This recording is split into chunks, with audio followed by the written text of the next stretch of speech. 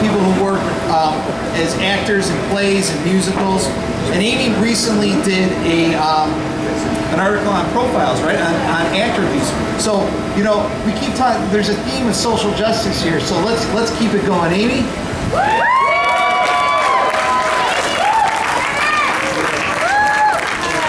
I'm a writer, I'm not a speaker. Thank you. All right, can you hear me? I've got a cold, so can you hear me? All right.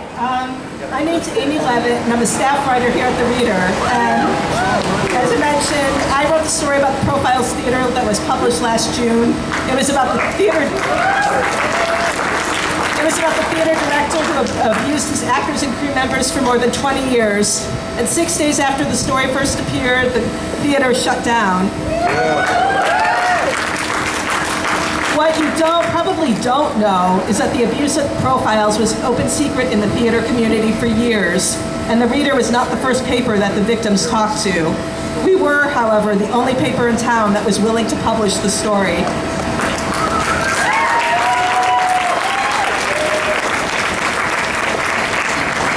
Since the story was published, I've gotten emails from people here in Chicago and across the country telling me about similar situations in their communities.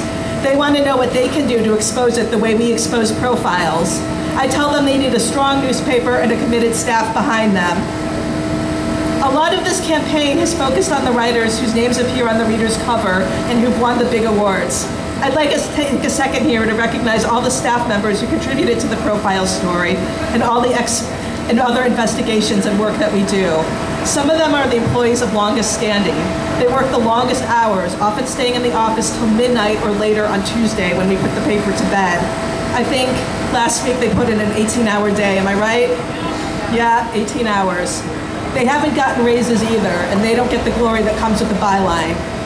Robin Aimee edited the story. She also edits Ben Jarafsky and all the other investigations we've done this year, including last week's story on civil forfeiture.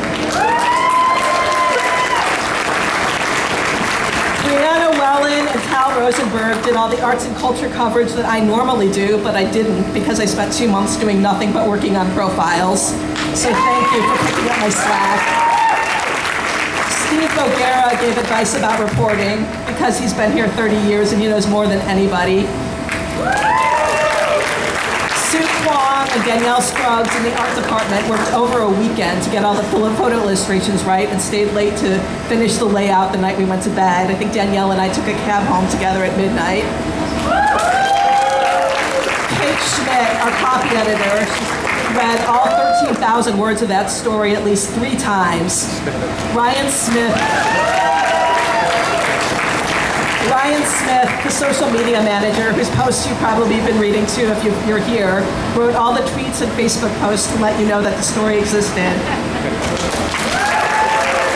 That's 9 people who contributed to the story. That's nearly half the staff.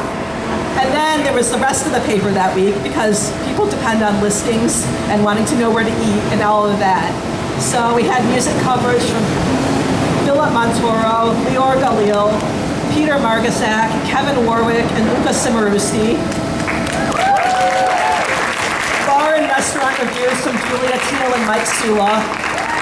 Columns and blogs from Mike Miner, Jarafsky, and Deanna Isaacs, and criticism from Tony Adler and J.R. Jones. We all continue to work here because we believe in the journalism that the Reader does, even though most of us have to freelance to make ends meet and pay our rent. We wish management believed in us and our work as much as we do. Thank you.